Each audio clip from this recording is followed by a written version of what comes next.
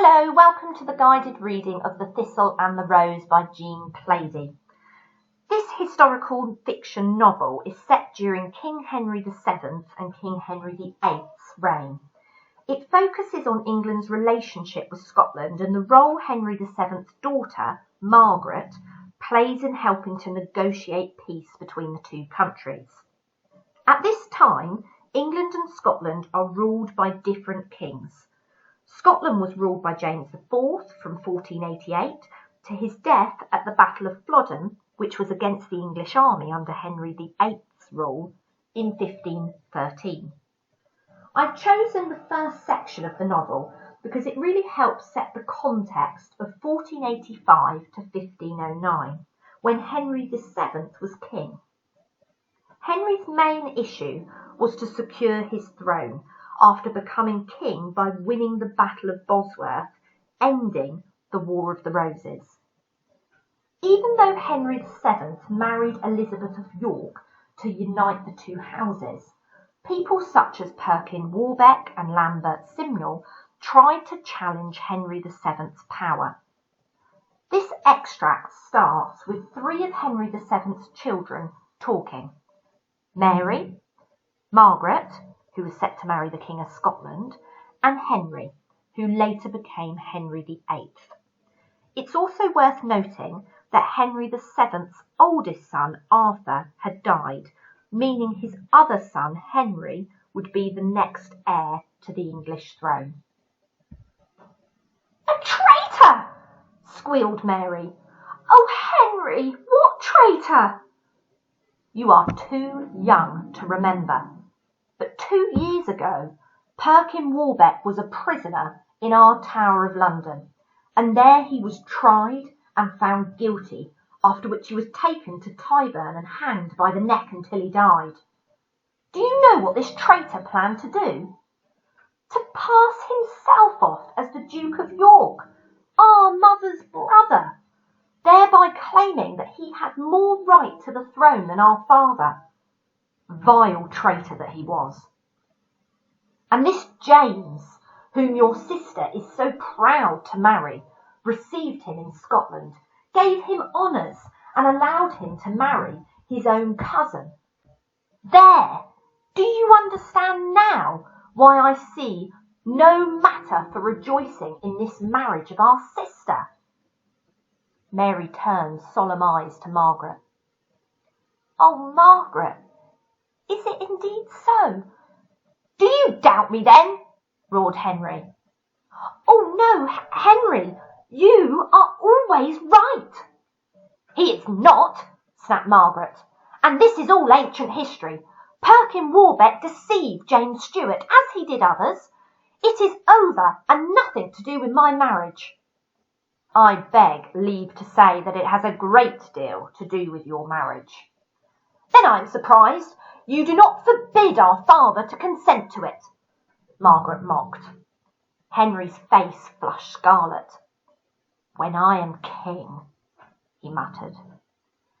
It was unfortunate for Henry that at this moment the door was flung open and his words were overheard by the last person he wanted to hear them. The king had entered the room with his wife and a few attendants.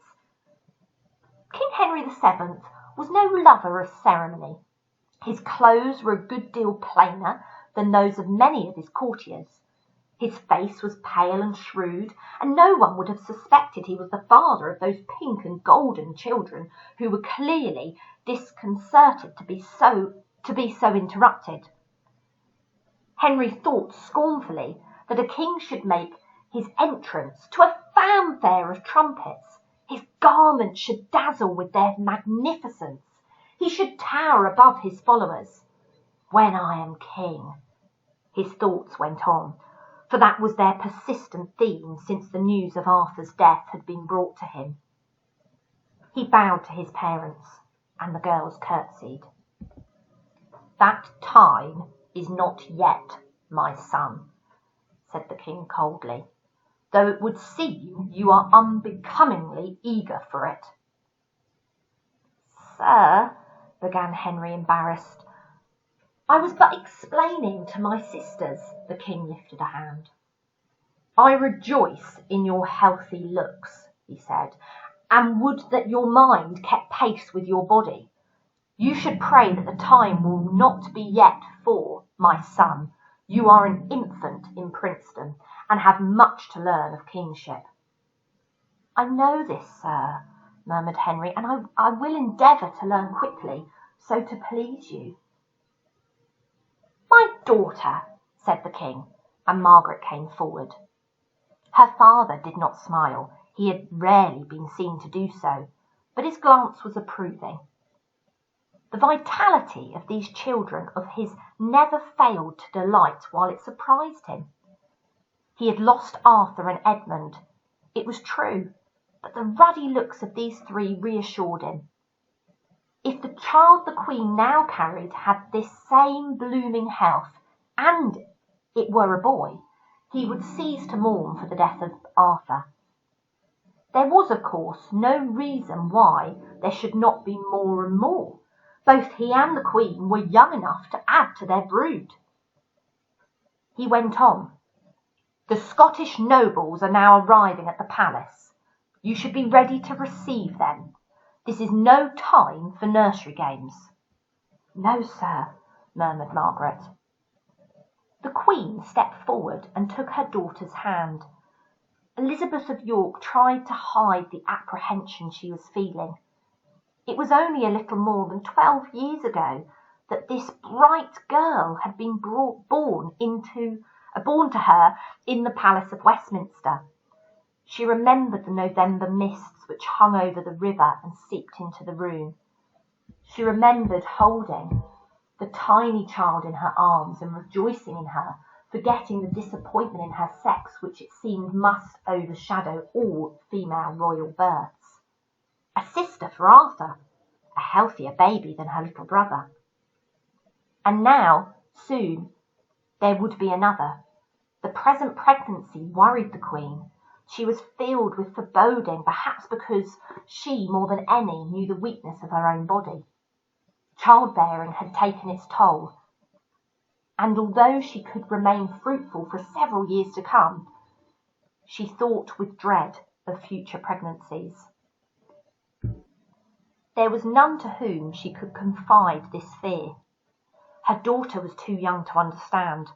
Moreover, could she complain to her of a fate to which, by the very nature of her own position, Margaret could herself be condemned? It was a great responsibility to be a royal princess, one whose duty it was to provide sons, a task which seemed extremely difficult for royal princesses and amazingly simple for humble subjects. Could she explain to her husband? Henry would never understand that anything could be of importance except the piling up of wealth, the strengthening of the country, so that the Tudor, who sat somewhat uneasily on the throne, should maintain his place. There was reason for disquiet.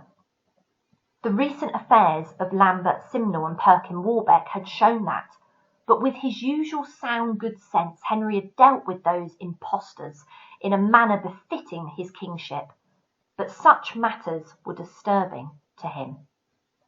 And now, a match with Scotland, an excellent proposition. Perhaps that would mean an end to the senseless border warfare which harried their peoples. Perhaps the alliance would so strengthen the friendship of the two countries that they would live amicably together during the years ahead. And my daughter Margaret would be responsible, pondered the Queen. Pray God that she may be a wise counsellor to her husband. She would speak with Margaret, try to impress upon her the importance of her duty. "Come and prepare yourself to meet the envoys from the Scottish court," she said.